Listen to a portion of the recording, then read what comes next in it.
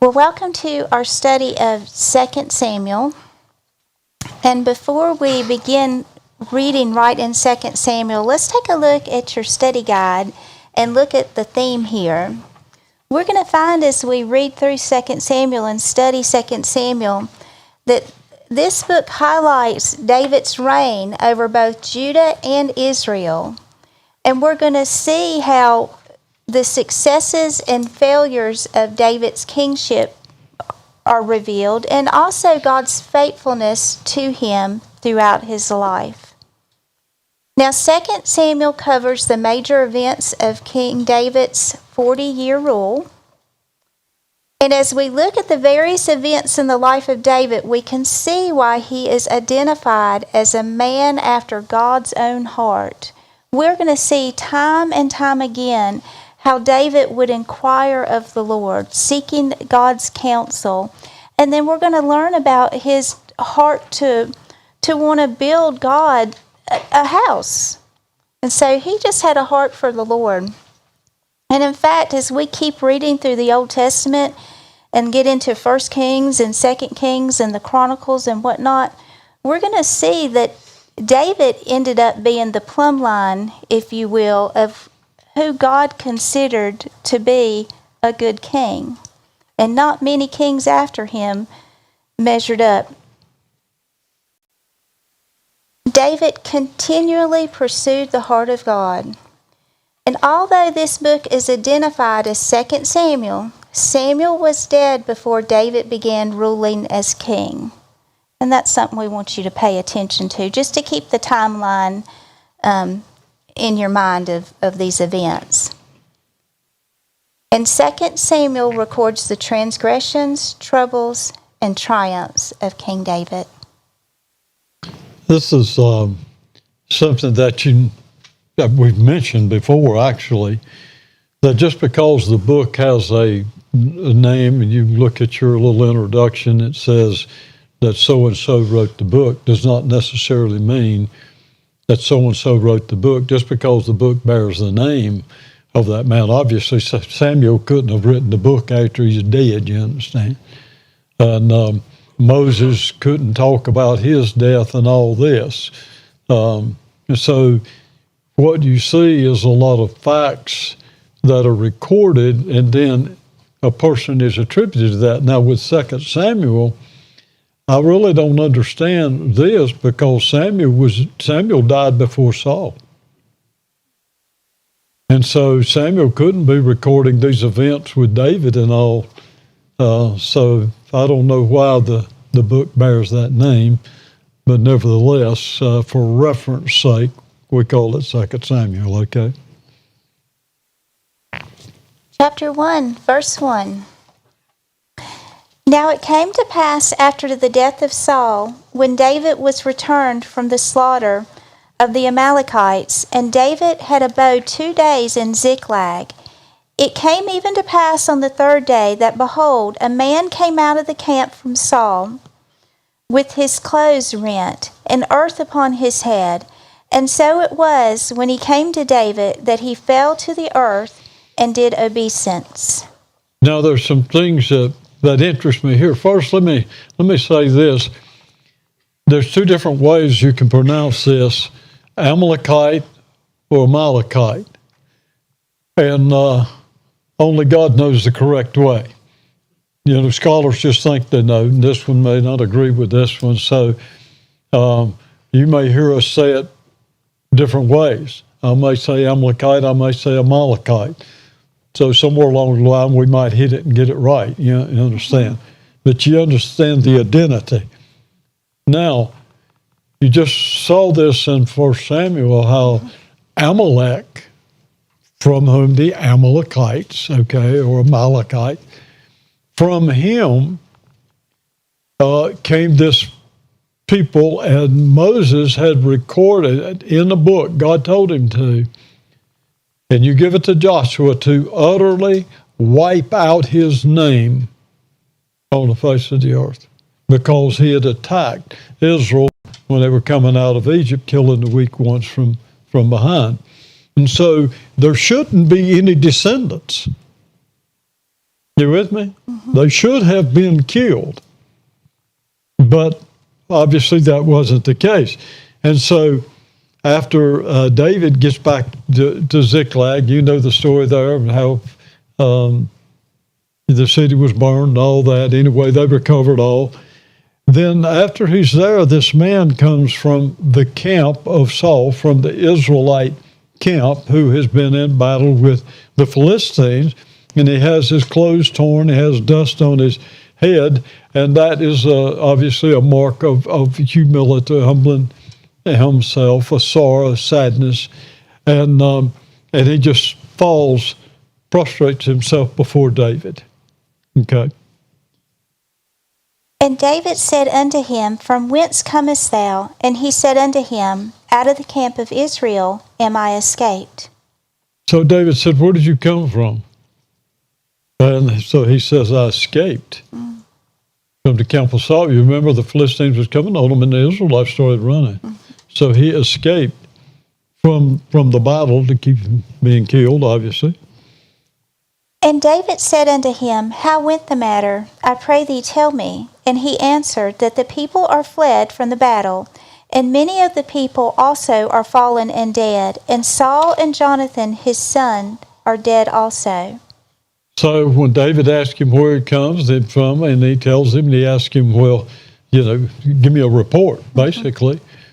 And this guy tells him how Saul and Jonathan, his sons, they're dead. Now, David and Jonathan were as close as you could get in covenant, you understand. And David had, even though Saul tried to kill David, David still recognized him as king, as God's anointed, and as his father-in-law. And so David had no ill intent over Saul, or toward Saul, and he was not happy to hear the report. You understand? But the guy thinks that he's bringing a good report. And David said unto the young man that told him, How knowest thou that Saul and Jonathan his son be dead? So, how do you know they're dead?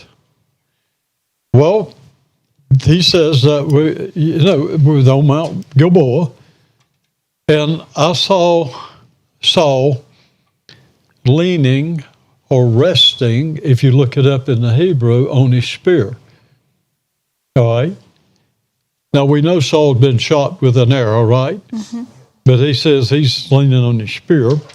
And he said the Philistine chariots and the horsemen, they were pursuing him. Now, this is where we mentioned this earlier at the end of 1 Samuel. There's the discrepancy. So there's a discrepancy between what this Amalekite's account of what Saul did and the account recorded in 1 Samuel 31:4. And so according to this Amalekite, or Amalekite, however you want to say it, what he told David, Saul leaning on the spear, still alive. Right? 1 Samuel 31:4 says that Saul fell on his sword and died, and his armor bearer witnessed his death. Now, I looked this up in Hebrew, and it is a very distinct, different word for spear and sword. The Hebrew word could be translated spear or javelin as a throwing instrument, where sword is a cutting instrument. So it's not like these words could have been confused. Okay? So, am I ahead of you? That's okay. Go ahead and read and catch up with me. Okay, I'll start in 6. And the young man that told him said, As I happened by chance upon Mount Gilboa, behold, Saul leaned upon his spear, and lo, the chariots and horsemen followed hard after him. And when he looked behind him, he saw me, and called unto me, and I answered, Here am I. And he said unto me, Who art thou? And I answered him, I am an Amalekite. Okay. And he, let me keep going. Yeah, keep reading. Okay. And he said unto me again, Stand, I pray thee, upon me, and slay me, for anguish is come upon me, because my life is yet whole in my life is yet whole in me. So, this guy is saying that Saul was still alive. Mm-hmm. And Saul asked him, Who are you? And he says, I'm an Amalekite. That's who Saul was supposed to have wiped out, you understand? But then he said, Saul's still living, so Saul requested him to kill him because he was seriously wounded and wanted his life ended. And this Amalekite, he said, I knew he couldn't live, so I killed him. Okay? Now, what's true? I've got a thought on this. I'll let you go ahead and read, okay? So I stood upon him and slew him, because I was sure that he could not live after that he was fallen. And I took the crown that was upon his head, and the bracelet that was on his arm, and have brought them hither unto my Lord. So, this guy is saying, all right, I killed your enemy. Right? Only he didn't say it that way. I took the crown and the bracelet, and I brought these to you. So it sounds to me like that this man is looking for favor and reward. You with me? So I have a problem believing his story, if you will. Okay? The way I see it is he took the crown, he took the bracelet, and he took the credit. How I see it. Verse 11. Then David took hold on his clothes and rent them, and likewise all the men that were with him. Now, I suspect this would surprise that guy, because when David hears the report, instead of saying, man, I'm glad that's over, David does the very opposite. Mm-hmm. David grieves over this. He grieves over, not just over the death of Jonathan, but he grieves over the death of Saul. And really, if you think about it, it's his father-in-law and sons, his sons or brothers-in-law, 3 of them, die in that battle. Well, I mean, if you have a heart and you've got any type of loyalty at all, that's not something you would be rejoicing over. That's something you would be grieving over, and that's what David did. And when David did that, his men followed suit. Even though they had been running from Saul, then they're following the leader. They're grieving with him. And they mourned and wept and fasted until even for Saul and for Jonathan his son, and for the people of the Lord, and for the house of Israel, because they were fallen by the sword. So they're not happy that Israel has been defeated in battle. They're not happy that Saul's been killed. They're not happy that Jonathan's been killed. In other words, this is a great loss for the nation of Israel. Even though David has previously allied with Achish, one of the Philistine kings, you understand. Yet David is not happy to hear that his people have been defeated in battle and that his family has been killed, as far as an extended family through in-laws, okay? And David said unto the young man that told him, Whence art thou? And he answered, I am the son of a stranger, an Amalekite. So David said, where are you from? He said, I'm a foreigner. I'm the son of a foreigner. I'm an Amalekite. Okay. And David said unto him, How wast thou not afraid to stretch forth thy hand to destroy the Lord's anointed? Now you think about this. David himself wouldn't kill Saul. Mm-hmm. David would not allow his men to kill Saul. And so he asked this Amalekite, were you not afraid? Why were you not afraid to destroy the one that the Lord set apart for king? No respect, you understand? Right. And David called one of the young men and said, Go near and fall upon him. And he smote him that died. Now this is a different outcome than this Amalekite was expecting. When he tells David that he's killed Saul, and then David questions him, David calls for one of his soul, execute the man. And so the soldier did exactly what David told him to do, and he killed him. Now listen to the next verse. Mm-hmm.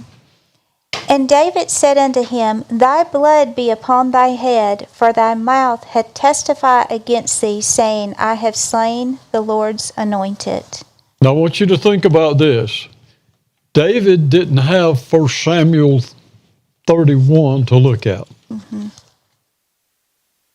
All he knows is he's asked a report of what occurred in the battle, and this man is telling him that he killed Saul. And so David said, all right, your blood is on your head, for your own mouth has witnessed against you. Because you said, I killed the Lord's anointed. That's why David executed him. In other words, he witnessed against himself. Now, you and I can read and see some discrepancies. David didn't have that opportunity. It would be like me saying, I killed somebody. And so, hey, I just testified against myself, whether it's true or whether it's not true. You follow me? Mm-hmm. So instead of getting a reward of monetary value or position, the reward this guy got was a death penalty. Carried out speedily, you understand? Mm-hmm.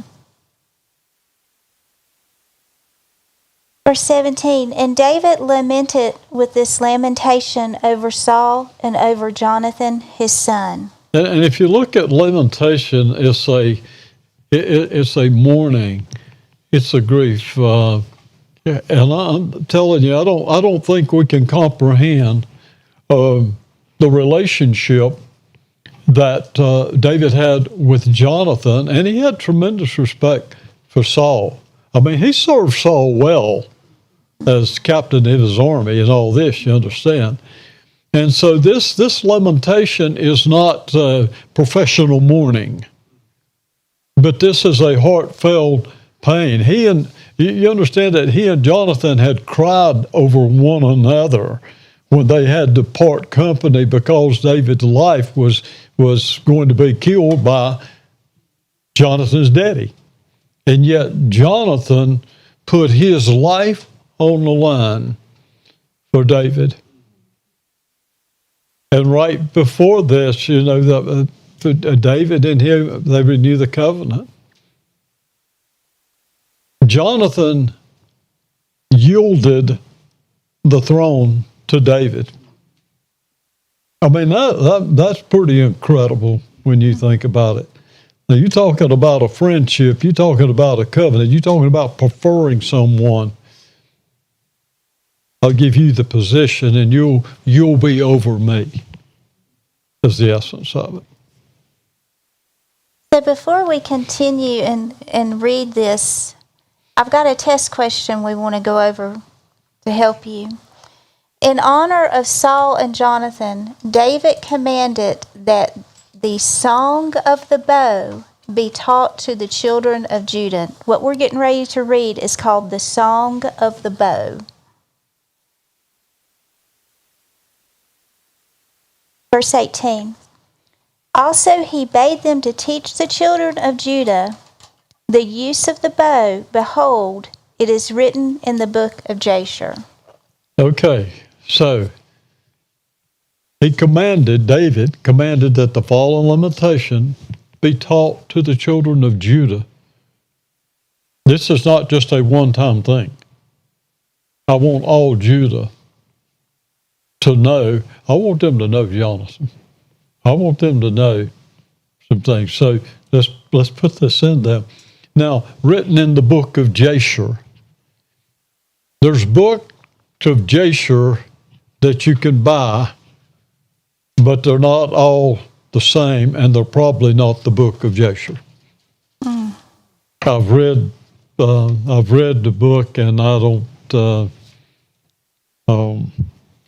don't recommend it. Okay, because I don't think that it is the book that was written, just like the book of Enoch. People get out here and they bring these things and they fabricate some things, and then they make a lot of money off of stuff. Okay, so don't get into all that. Just know that there was a Jasher, and there was things recorded. It's in the Bible, just like right here. Okay, but where's the book of Jasher? I don't know. It's probably not the one I've got in the office.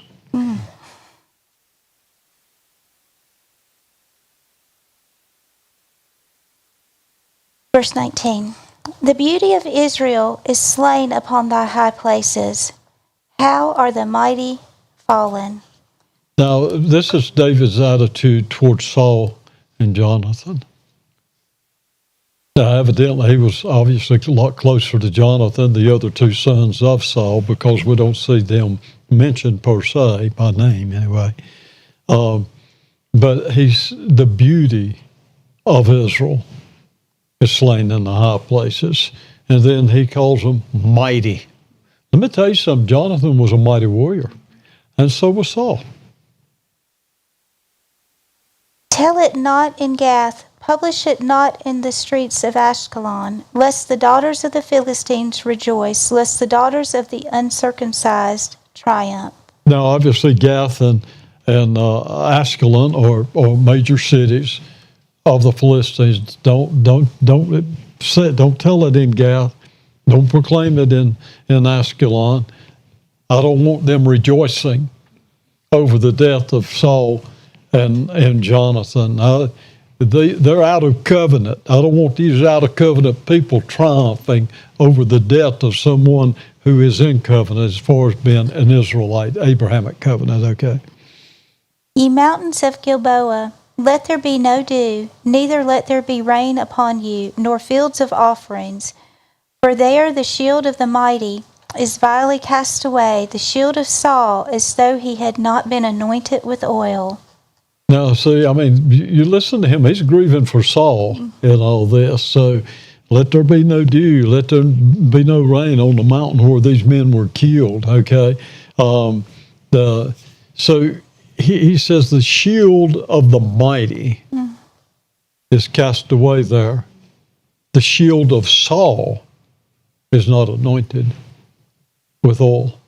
I believe David had a high respect for Saul, even though he was having to run for his life, but he still recognized him as an asset as far as for Israel in fighting their battles. From the blood of the slain, from the fat of the mighty, the bow of Jonathan turned not back, and the sword of Saul returned not empty. So Jonathan was known for bow. You remember that's how he warned David, was with the bow, right? And bow and arrow. And then talking about the sword of Saul. And he says they're mighty men, but they couldn't turn back the enemy is the essence of it.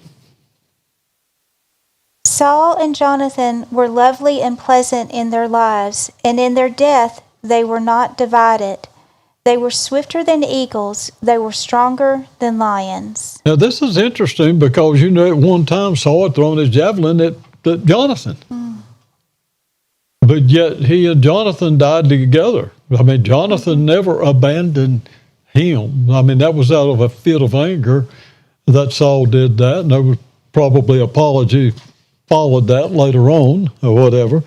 But he calls them beloved. They were pleasant in their lives, and they weren't divided in their death. And then he gives them these accolades: swifter than eagles and stronger than lions. In other words, these were not just average men. These were mighty warriors. Ye daughters of Israel, weep over Saul, who clothed you in scarlet, with other delights, who put on ornaments of gold upon your apparel. So evidently Saul had the economy of Israel in good shape, because it says here that you weep over him. He clothed you in scarlet or with luxury, and he put ornaments of gold on your apparel. You have what you have because you had a king that was causing our nation to prosper. How are the mighty fallen in the midst of the battle? O Jonathan, thou wast slain in thy high places. Now, I believe this is the heart of David crying out in all this, okay? I am distressed for thee, my brother Jonathan. Very pleasant hast thou been unto me. Thy love to me was wonderful, passing the love of women. Now, don't go off with some perverted mind in all this, like some people are trying to do. David says, "I'm distressed for you, my brother, not my lover." So don't even go there with me, okay? He said, "You've been very pleasant to me." You understand, when David killed Goliath, Jonathan, they clicked. Jonathan saw something in him. David saw something in Jonathan. And Jonathan took off his armor and his weapons and gave them to David.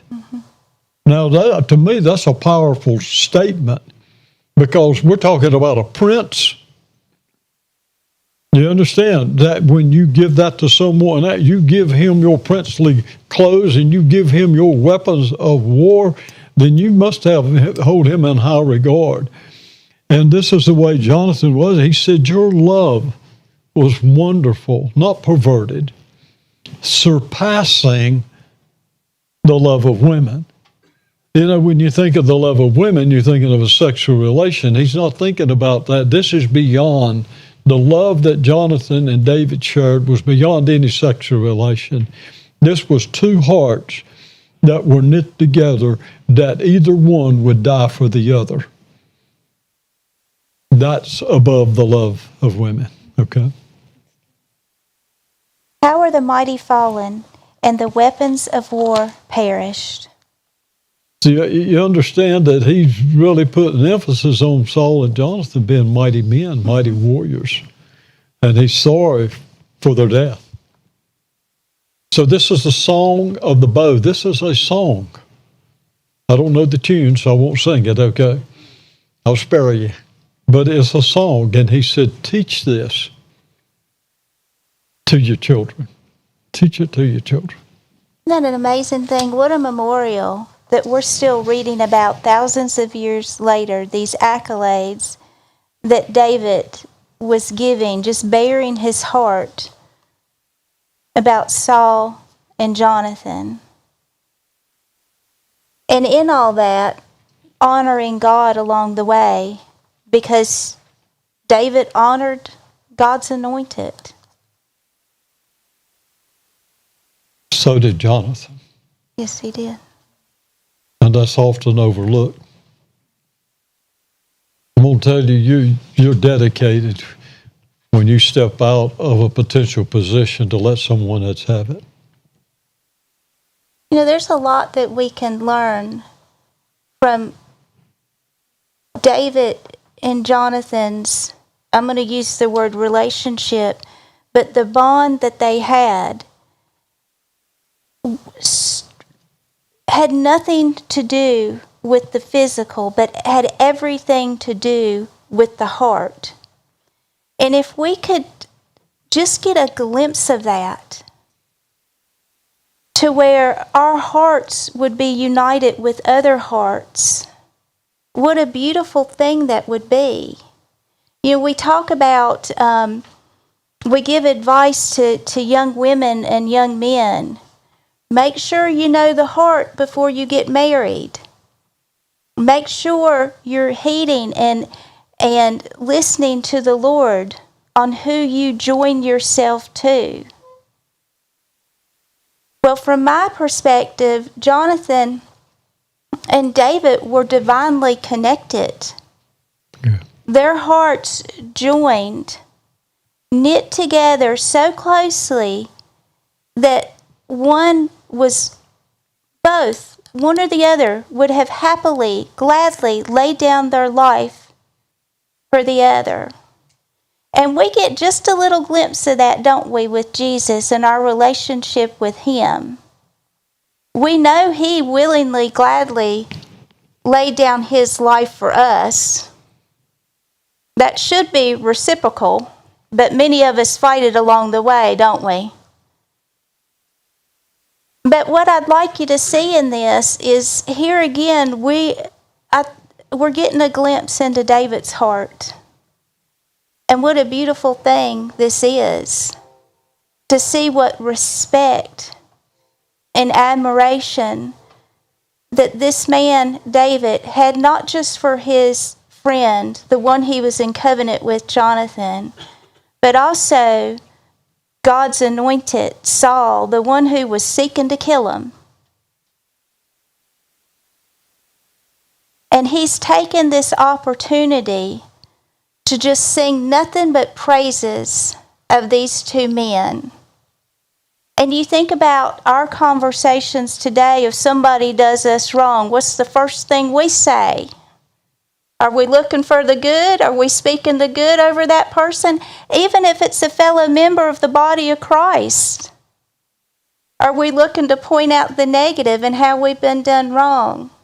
You see, so there's little things like that I see when reading the history of Israel, that we can glean some principles from this. David was a man after God's own heart. He did some things that we ought to pay attention to.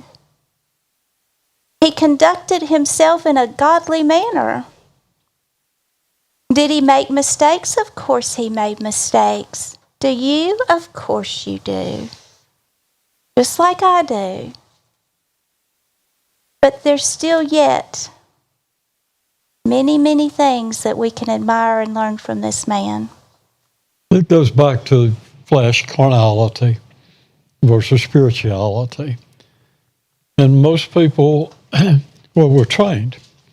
You look at carnal, and I don't want anybody to answer this question because I already know the answer anyway.